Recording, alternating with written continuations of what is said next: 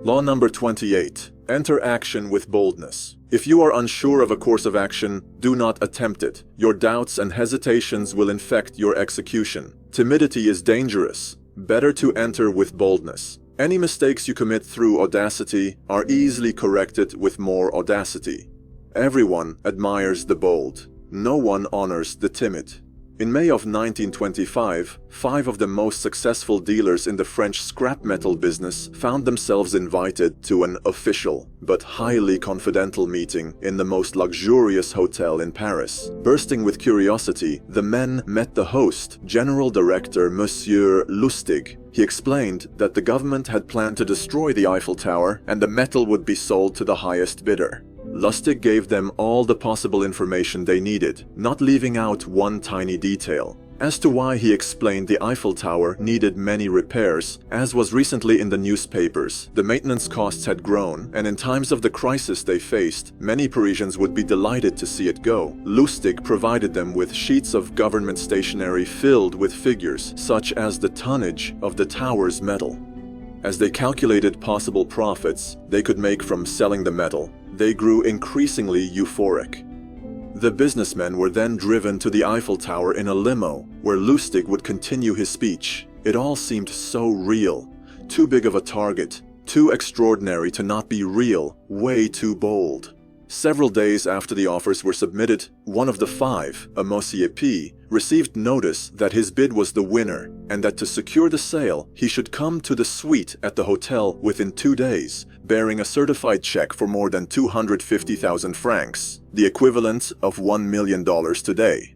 However, Monsieur P started having doubts. The whole thing seemed a bit odd, suspicious to say the least. Why, for example, did they meet in a hotel and not in an official government building? Why hadn't he heard of the officials? Upon arrival, Monsieur Lustig, a master con artist, robbed Monsieur P not only from his hesitations, but from all the money he had bid on the Eiffel Tower. When Monsieur P realized he was scammed, it was no option for him to go to the police. His reputation would have been destroyed, causing business suicide. Everyone would laugh at him, pointing to the man who thought he was in all seriousness buying the Eiffel Tower. Amazingly, the story does not end here. Monsieur Lustig returned to Paris 6 months later and sold the Eiffel Tower once more for a sum in francs equivalent today to over $1.5 million.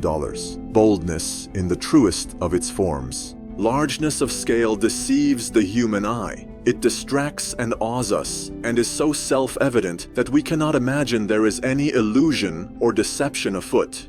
Asking for more puts the other person on the defensive, cuts out the nibbling effect of compromise and doubt, and overwhelms with its boldness.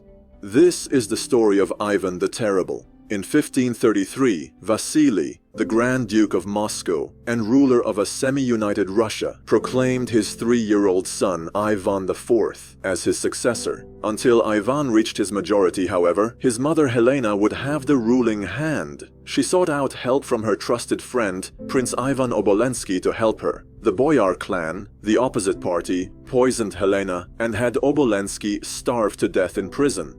At the age of 8, Ivan was now a despised orphan. The boyars would treat him roughly, dress him up in robes with a scepter, mocking him, beating and banishing his only friend. He'd roam the palace, ill-clothed, hungry, and hiding from the boyars.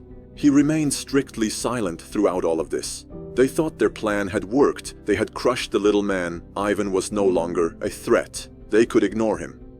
December 29th, 1543. Ivan turned 13 and asked Prince Andrei Schwisky, the head of the boyars, to come to his room. When the prince arrived, the room was filled with palace guards.